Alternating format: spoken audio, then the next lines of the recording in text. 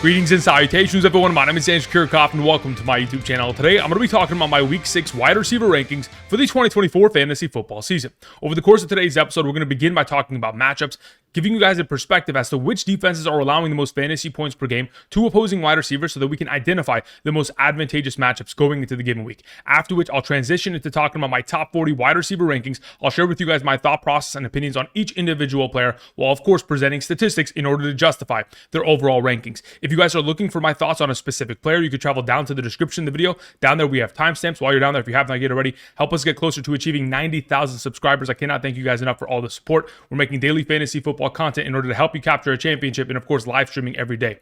Later today, around 7:15 p.m. Pacific Standard Time, I'll be live streaming here on the channel. So if you have not yet already, be sure to subscribe and swing on by if you have any questions. Thank you very much for all the support. Okay, let's begin by talking about the wide receiver position in regards to matchups. So as you guys can see to the right side of the screen, I've gone ahead and isolated from weeks 1 through 5 wide receiver receiving statistics isolated in regards to receptions, receiving yards, and receiving touchdowns allowed to opposing wide receivers in a half PPR scoring format, making the Minnesota Vikings, Baltimore Ravens, Jacksonville Jaguars, Detroit Lions, Philadelphia Eagles the most advantageous matchups going into the given week and beyond. Now, as we all know, the Minnesota Vikings, Kansas City Chiefs, Los Angeles Rams, and Miami Dolphins are all on bye week, so we won't be able to take advantage of the Minnesota Vikings matchup. But, the Baltimore Ravens, majority of this overall production that was put up against them was last week in Ja'Marr Chase and overall T. Higgins efforts that went ahead and accumulated all those touchdowns, the yardage, etc. But still, if they can get exposed once, why not again going up against Jayden Daniels, Terry McLaurin, who's been on a hot streak of sorts over the course of the last 3 games. Either way, just wanted to go ahead and present some of the more advantageous matchups. I'll refer back to these statistics over the course of today's episode, but I also wanted to go ahead and talk about some of the more disadvantageous matchups. When we start our wide receivers against the Denver Broncos, the New York Jets, the Tennessee Titans, the Miami Dolphins. Again, there are great cornerbacks. L'Jarius Sneed for the Tennessee Titans should be able to lock down any potential opposing threat, whether it's Michael Pittman Jr., Alec Pierce going into the week.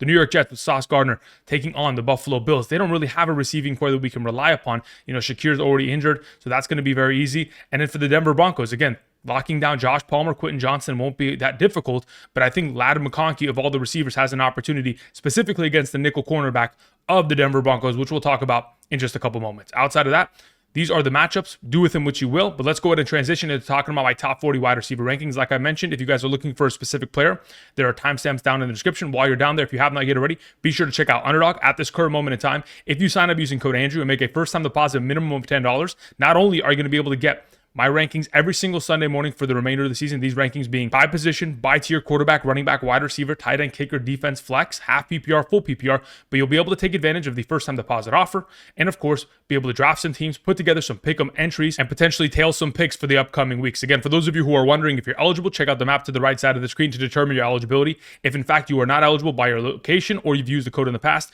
you can get my rankings and unlimited questions answered via Patreon, link also down in the description. Thank you very much for all the support. Okay.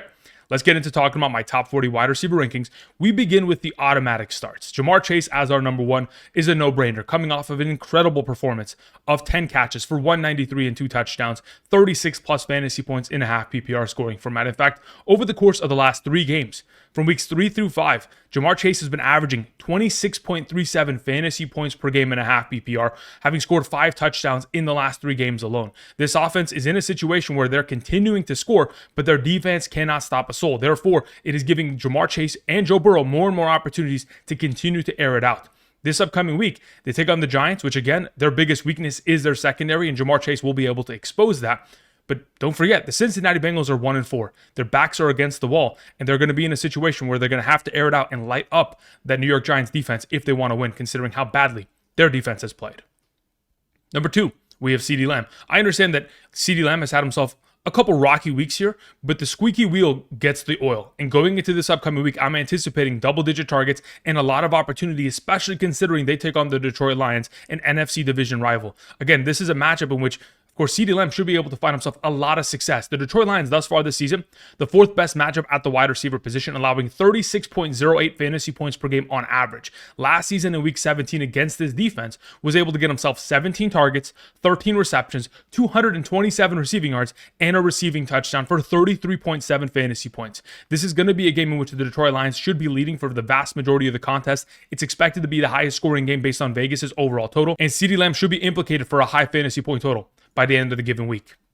On number 3, we have Malik Nabers. Now, I know that there was a little bit of information released earlier today that he did not practice once again, but I just wanted to go ahead and put Malik Nabers here. If in case he does clear the concussion protocol, we are 1000% firing him up. He's taking on the Cincinnati Bengals this week. Again, it's the 10th best matchup at the position, nearly allowing 30 fantasy points per game to opposing wide receivers via receptions, receiving yards, receiving touchdowns, etc. Most recently, of course, we have seen a lot of wide receivers find success. Zay Flowers last week. Even though Zay Flowers has been quiet, once you take on the Cincinnati Bengals, it's all fair game. Everyone succeeds against that secondary.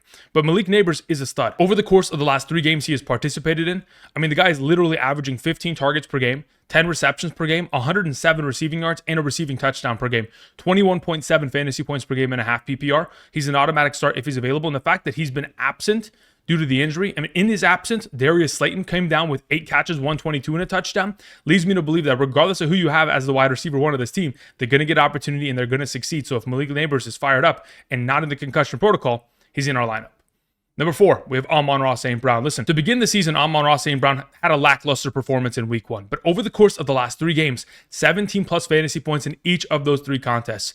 After coming off of the bye week fully prepared and healthy, this team should, of course, be able to dice up the Dallas Cowboys defense. The last time he took on the Dallas Cowboys, week 17 of last year, 6 receptions for 90 receiving yards and a receiving touchdown for 19.1 fantasy points. Amon-Ra St. Brown is one of the more consistent wide receivers, whether it's a high volume of targets or even last time he was out against the Seattle Seahawks, only finishing with 6 receptions. He is still going to be a dominant force and should be expected to be a top-tier wide receiver within the upcoming week.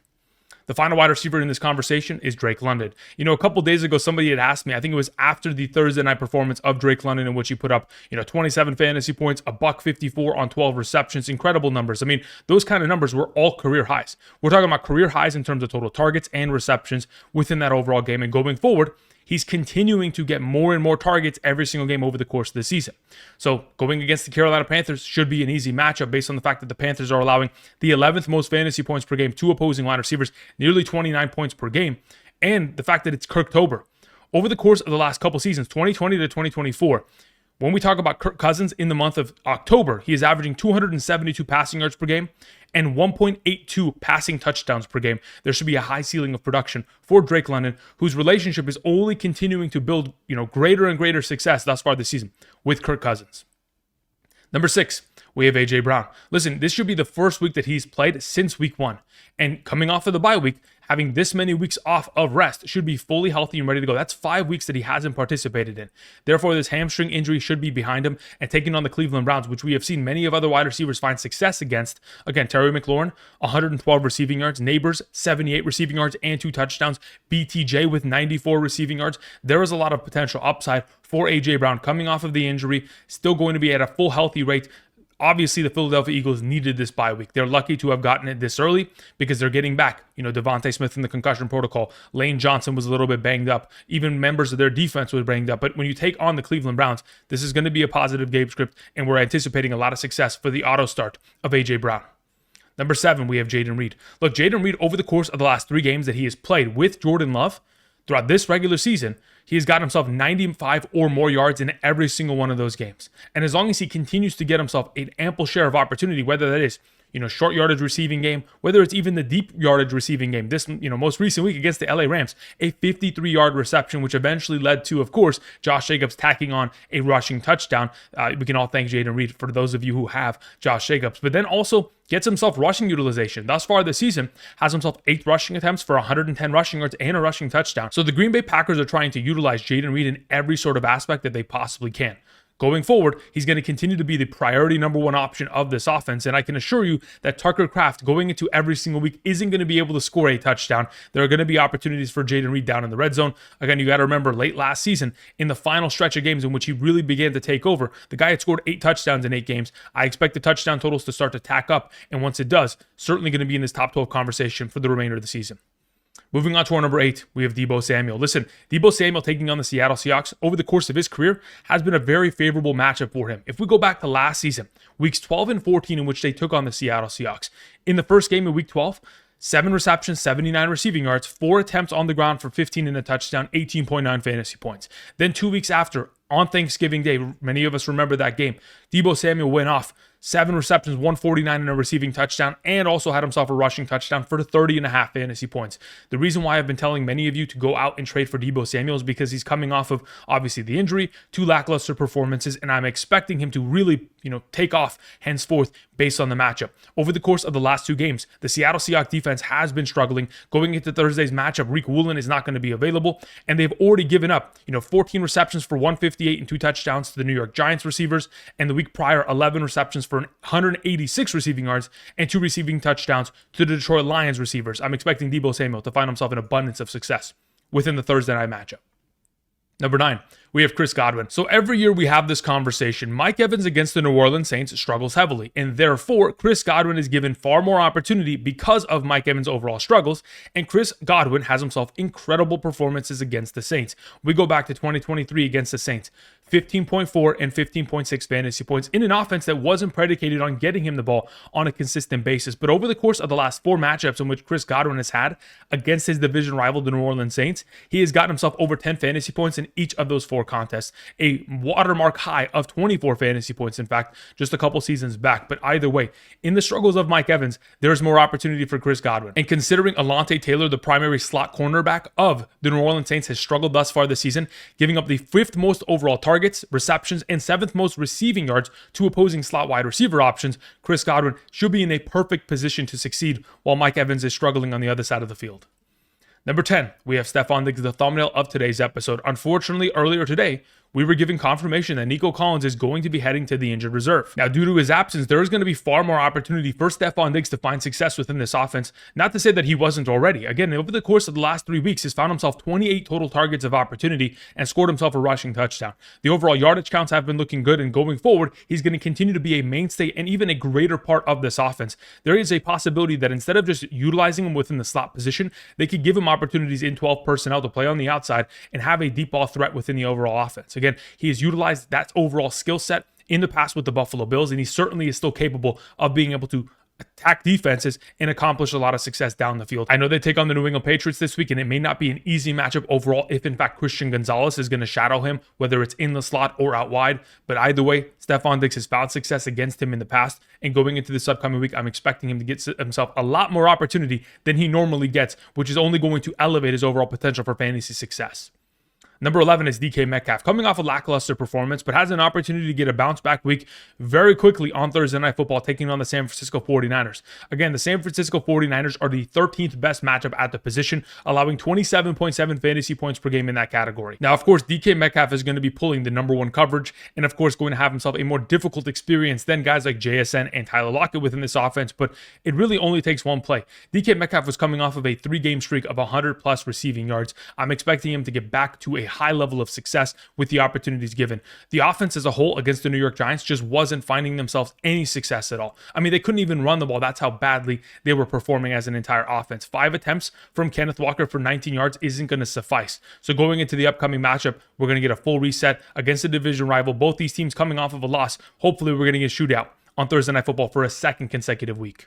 Number 12, we have DJ Moore. Listen, DJ Moore has played great this season, and in order for that to continue, all he needs is opportunity. That's all we have asked for. We need Caleb Williams to give him opportunities down the field, and that's exactly what he receives. Again, making huge plays of 30-plus yards down the field multiple times against the Carolina Panthers, had himself a very successful revenge game against his former organization, and now has an opportunity in London to take on the Jacksonville Jaguars, the 3rd best matchup at the position. Just giving you some context as to the wide receiver success against this defense just as of late. We're talking about Alec Pierce, 134 yards and a receiving touchdown. Michael Pittman Jr., 37 and a touchdown. Josh Downs, 9 catches for 69. Nico Collins, 12 for 151 and a touchdown. Stefon Diggs for 5 catches, 69 receiving yards and a rushing touchdown. Khalil Shakir, 72 and 1. All wide receivers have found success against the Jacksonville Jaguars. Why not DJ Moore going into the upcoming week? Typically, London games are weird, but hopefully DJ Moore is up for the task on hand. Number 13, we have Brandon Aiyuk. So with the confirmation that Garrett Wilson is not going to be playing in this upcoming Thursday's game, it continues to elevate the overall potential of Brandon Aiyuk, who finally found success. It only took him 5 weeks to find himself his normal level of production, 8 receptions on 12 targets for 147 receiving yards against his division rival, the Arizona Cardinals. This upcoming week, again, the Seattle Seahawks defense, without their primary number 1 cornerback, presents a lot of opportunity for Brandon Aiyuk to step up. Last season in week 14, against the Seattle Seahawks. 9 targets, 6 receptions, a $126, and 15.6 fantasy points. There is a lot of potential. Again, like I mentioned earlier with Deebo Samuel, we have seen Darius Slayton, Wan'Dale Robinson, Amon-Ra St. Jameson Williams all find themselves in the end zone in just the last 2 games against the Seattle Seahawks. I'm expecting Brandon Aiyuk to hopefully find himself in the end zone within the Thursday night matchup. Now, before we continue, again, do not forget this upcoming Thursday, if you sign up using code Andrew via Underdog, you can go ahead and take advantage of the new customer special of 0.5 total yards for Brock Purdy. I'll also go ahead and include some potential plays that you can follow in tomorrow's video at the end of it. Thank you very much for all the support. All right, let's continue on with T. Higgins as our number 14. Look, the fact of the matter is T. Higgins for back-to-back weeks has been the pole position #1 receiving option in terms of total targets. Now, of course, when we have a guy like Jamar Chase on the opposite side of the field, it makes it that much easier for T. Higgins to get himself a vast majority of the overall targets. I mean, quite frankly, T. Higgins is a #1 wide receiver playing against #2 coverage every single week, which gives himself such a huge advantage every single time out. So, taking on the Giants, their biggest weakness being their secondary, like I mentioned with Jamar Chase, the fact of the matter is T. Higgins is only going to continue to be exposed to more and more opportunity that is going to lead to fantasy success. The Bengals are 1-4. They desperately need this victory, and I'm expecting them to light up this New York Giants defense and hopefully a potential upcoming shootout between these two teams. The only other thing I wanted to mention is despite the fact that T. Higgins missed a lot of time thus far this season, he has just as many red zone targets as Jamar Chase, which is really where T. Higgins is finding himself his overall upside. Moving on to our number 15, we have Garrett Wilson. So with the coaching change, typically, what we have seen in the history of the NFL is that once you fire your coach, the week after, your team gets a huge boost. We have seen it on multiple occasions. Once the head coach is fired, the team gets a new perspective and they have themselves an incredible performance. And honestly, they're going to require that taking on the Buffalo Bills. This is one of the tougher matchups at the position, but luckily, Garrett Wilson's coming off a performance in which he saw 22 total targets. The Jets have thrown the ball 96 times in the last 2 games. So again, 22 targets isn't crazy. But 22 targets amongst all wide receivers in the history of the National Football League, that's the 6th most targets a wide receiver has ever seen in a single game. As long as Rodgers continues to funnel the ball in his direction in the absence of any sort of Davante Adams news, Garrett Wilson should be expected to have himself a lot of success within the upcoming matchup. Moving on to our number 16, we have Zay Flowers. Listen, this is going to be a competitive matchup back and forth between these two teams. And any time that Zay Flowers has been in a competitive matchup, has seen himself double-digit overall opportunities every single game. Week 1, Week 2, and of course, most recently in Week 5. Week 3 and 4, when they were up 20-plus points in both of those games, the overall utilization of Zay Flowers dipped because, again, they're running out the clock in the second half. Therefore, in this upcoming matchup taking on the Washington Commanders, this is expected to be the highest scoring game within the upcoming week. Luckily, the Washington Commanders are going to be able to consistently score up against this overall defense. And again, these are the 2 highest scoring teams in the National Football League. So this should be a very exciting game. The Commanders are the 6th best matchup at the wide receiver position. Zay Flowers should be expected to have himself an incredible week of overall success. Number 17, speaking of the Washington Commanders matchup, like I just mentioned, these are the 2 highest scoring teams in the overall league. Of course, the Commanders are the 6th best matchup at the wide receiver position, and the Ravens are the 2nd best matchup. This should be an air raid between both teams, and both of them finding himself an incredible level of success. Terry McLaurin, over the course of the last 3 games, from weeks 3 through 5, after Cliff Kingsbury came out and specifically said, it's on me to get him more utilized, we have seen Terry McLaurin averaging 8 targets, 5 receptions, 88 receiving yards, and has scored 2 touchdowns in the last 3 games, averaging 14.7 half PPR fantasy points per game. Again, as long as we're going to see opportunity go in the direction, and this is going to be a high-scoring back-and-forth matchup, the expectation is that Terry McLaurin should find himself a lot of success within the upcoming performance. Number 18, we have Diontae Johnson. Listen, Diontae Johnson's coming off a lackluster performance in which he got shut down by Jalen Johnson. We shouldn't feel bad for him. A lot of wide receivers have been shut down by Jalen Johnson thus far this season. And obviously going forward, I'm going to adjust my rankings to be able to account for that. Because again, if Jalen Johnson's just going to shut down wide receivers, we have to be aware and we have to prepare for that rather than just throwing in players blindly at the overall skill level of what Diontae Johnson can present within an overall matchup. Nonetheless, they take on the Falcons this week. A middle-of-the-pack matchup certainly can still find himself a lot of success this upcoming week taking on A.J. Terrell.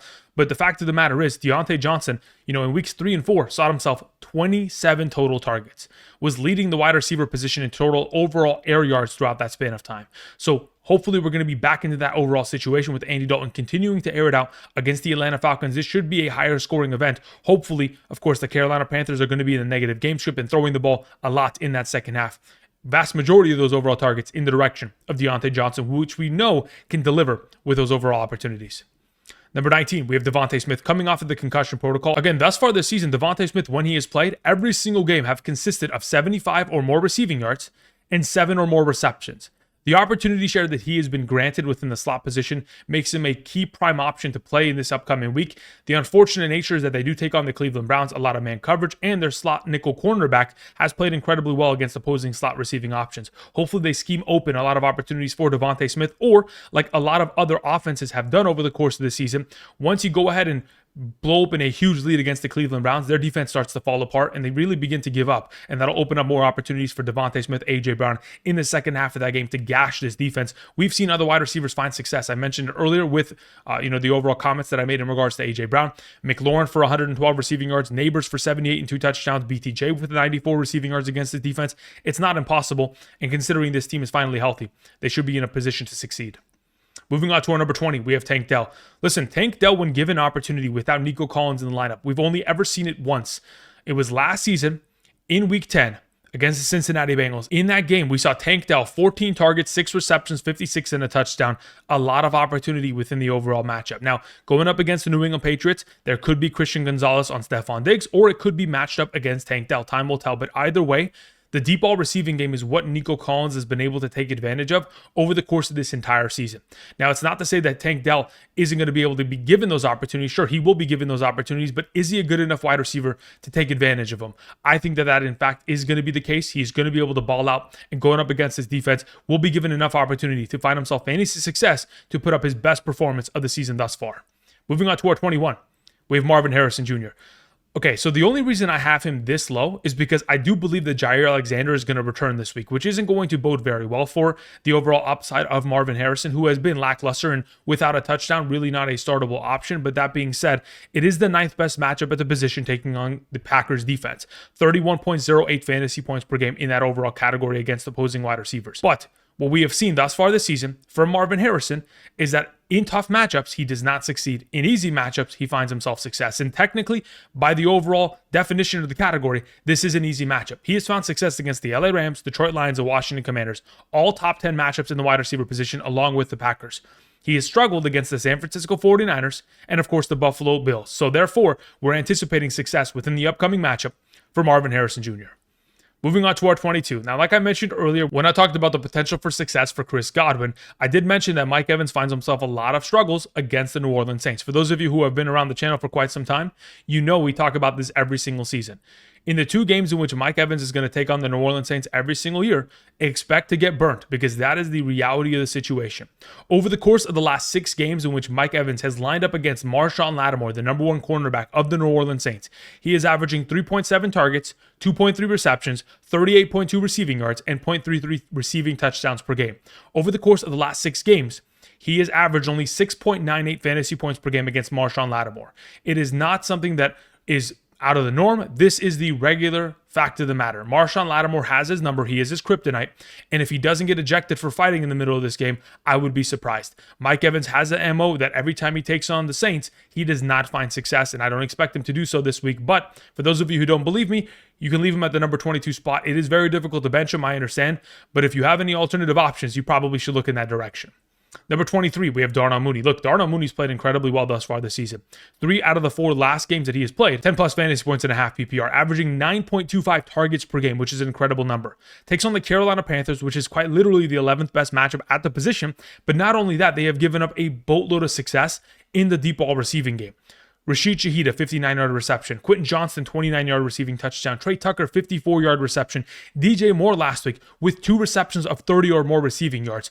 I'm expecting Darnell Mooney as the deep ball receiving threat of this offense to find success within this overall matchup. And like I mentioned before, whether it was earlier this week or, of course, earlier today in regards to Drake London, it is Kirktober. Kirk Cousins finds himself a lot of success in the month of October every single year and is finally finding his stride within this offense.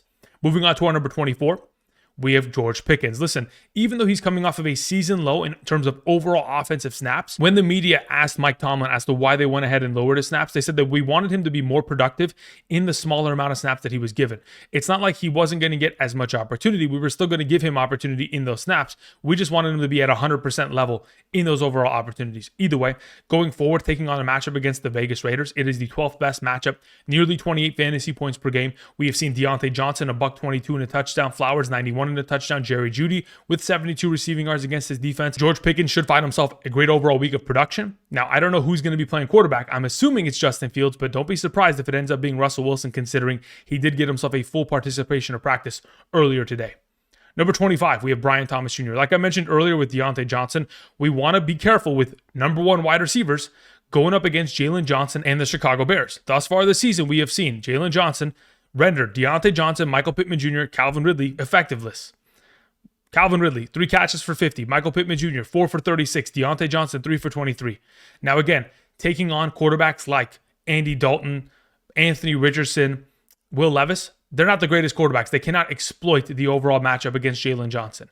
But even in this overall scenario going forward, I'm not anticipating a lot of success because of the matchup, despite the fact that Brian Thomas Jr. has gotten himself 9 targets per game on average over the course of the last 3 games and has been incredibly effective over the course of the last 2 weeks.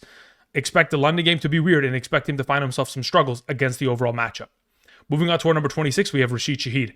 So, with Derek Carr probably missing the next 2 to 3 weeks, Spencer Rattler is expected to be let loose and potentially be the starting quarterback of this New Orleans Saints team.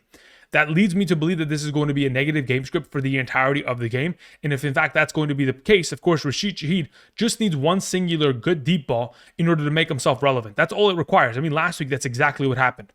Outside of that, early touchdown in the second quarter was rendered an effectiveness option within the overall offense. So going forward, taking on the Tampa Bay Bucks, the 7th best matchup at the position, we're hoping for one opportunity down the field for Rashid Shaheed to make up his entire week of overall production. Moving on to our number 27, we have Calvin Ridley. So here's the deal with Calvin Ridley. Earlier today, we did hear that Brian Callahan, the head coach and primary play caller of the Cincinnati Bengals, have come out and said, regarding Calvin Ridley, it's on me, I'm going to get him more utilization. We have heard that multiple times earlier this season, whether it's Cliff Kingsbury talking about Terry McLaurin, whether it's Todd Bowles talking about Mike Evans. When a coach specifically comes out and says, we're going to get him more opportunity, by their overall word. And this is the week for it to happen. I mean, again, especially considering Calvin Ridley, the last 2 games he has played, 6 targets, 2 receptions for 14 receiving yards, we're anticipating a lot of success, especially considering earlier this year, he proved that he can find success within this offense. Scored 22.7 fantasy points against the New York Jets of all defenses. The Colts matchup is the 8th best at the position, nearly allowing 33 fantasy points per game. We have seen wide receivers like BTJ, 122 and a touchdown, Pickens, 113, Adunze, 112 and a touchdown, Nico Collins, 117. We've seen 4 different wide receivers this season go for over 110 receiving yards against this defense. This is the Calvin Ridley breakout week. Mark it down. Brian Callahan's going to get him the opportunity to succeed. Moving on to our number 28, we have Chris Olave. Very similar in the same vein in which I talked about, Rashid Shaheed. In the absence of Derek Carr, this does not help. But the matchup is very much so advantageous. The 7th best at the position, and it is going to be a negative game script. So we should expect to see whoever is starting at quarterback, whether it be Rattler or not, throw the ball for majority of this overall game and hopefully look in the direction of Chris Olave, because outside of, 1 target in the first quarter and completely disappearing in quarters 2 and 3, Derek Carr couldn't even look for Chris Olave in the most recent matchup. But going up against the Tampa Bay Buccaneers, again, it is a far easier matchup. We just saw this most recent week, London, Mooney, Cordero Hodge, and even, of course, Ray McLeod found themselves a lot of success. So hopefully Chris Olave, regardless of the rookie quarterback situation, is going to find himself success. Moving on to our number 29, we have Jakobi Meyers. Over the course of the last 3 weeks, has seen himself 9 or more targets in each of the last 3 games. The opportunity share is there. He is the number 1 wide receiver of this offense, and they do take on the Pittsburgh Steelers, who have allowed 209 receiving yards and a touchdown to opposing wide receivers of the Cowboys, 204 and a touchdown to Indianapolis Colts wide receivers, and 179 against Denver Broncos wide receivers. Aiden O'Connell was named the starting quarterback this week. Last season, from weeks 9 through 18 with Aiden O'Connell, we saw Jakobi Meyers as the number 2 receiving option, averaging 5.4 targets per game, averaged 10.4 fantasy points per game. With twice as much opportunity, potentially 10 plus targets per game on average, should see himself far more success in the upcoming matchups and beyond with Aiden O'Connell. Moving on to Ladd McConkey, our number 30. Even though this is quite literally the most difficult matchup at the position, we have to remember this team is coming off of a bye week, and Ladd McConkey thus far this season is the number 1 option of this offense within the receiving game. Has led the team in total targets, receptions, and receiving yards. And this upcoming week takes on Jaquan McMillan, who is the primary nickel cornerback of the Denver Broncos. He has allowed the 2nd most receptions and 5th most receiving yards to opposing slot receiving options. I'm anticipating Ladd McConkey to find himself a lot of success, because that is the only place that Justin Herbert's going to be able to find success against this secondary within the upcoming week. Number 31, we have Dontayvion Wicks. I understand Dontayvion Wicks burnt many of us, but understand that this isn't going to be a consistent thing. Earlier this year, even when Christian Watson was healthy, he was splitting snaps with Christian Watson. And now that he has a full-time role within this offense and Romeo Doubs is expected to return, Romeo Doubs can go ahead and pull the number one coverage. And on the opposite side of the field, Dontayvion Wicks, whether he's working out on the outside or in the slot position, is going to find success because the Arizona Cardinals have given up a lot of receiving yards to opposing wide receivers as of late. Aiyuk, 8 catches for 145. McLaurin the week before, 7 catches for 52 and a touchdown. There is success to be had within the upcoming matchup, and I anticipate for Wicks to get back to his successful nature like he has shown us in the past. Moving on to our 32, we have Amari Cooper.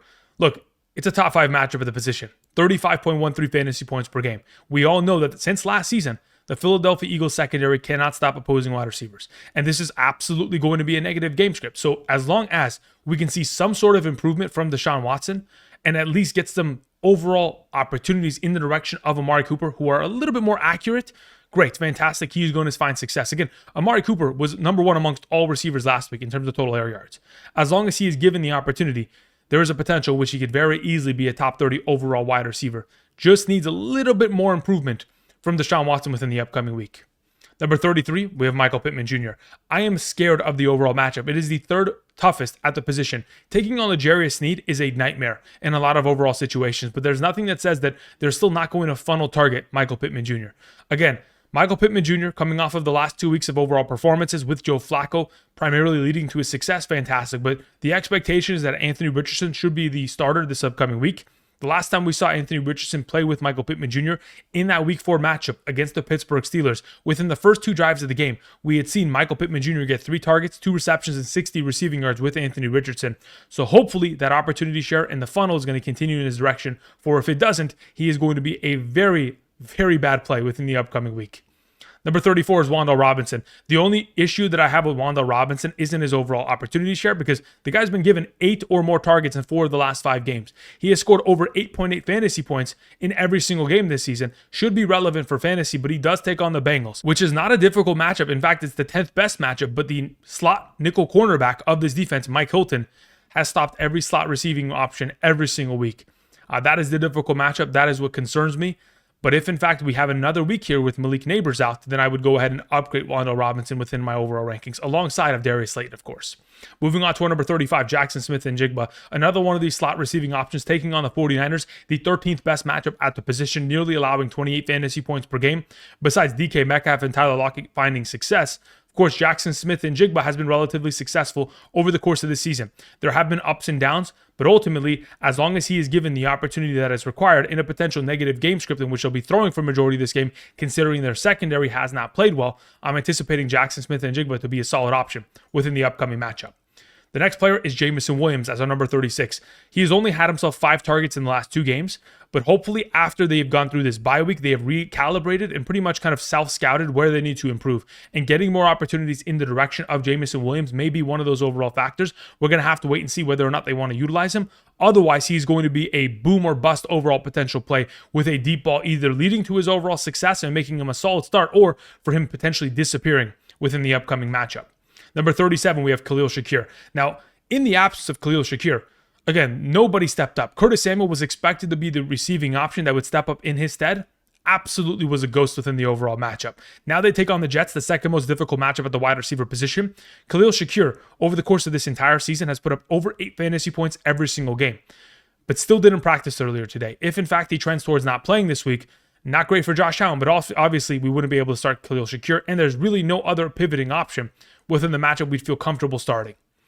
Number 38, we have Jalen Tolbert. I mean, look, the fact of the matter is 3 of the last 4 games have led to 10 or more fantasy points. With Brandon Cooks most likely missing another consecutive week with his knee issue, there is an opportunity here in which Jalen Tolbert could take advantage of the 4th best matchup at the wide receiver position, considering his connection with Dak Prescott has looked good thus far this season with an ample set of overall opportunity.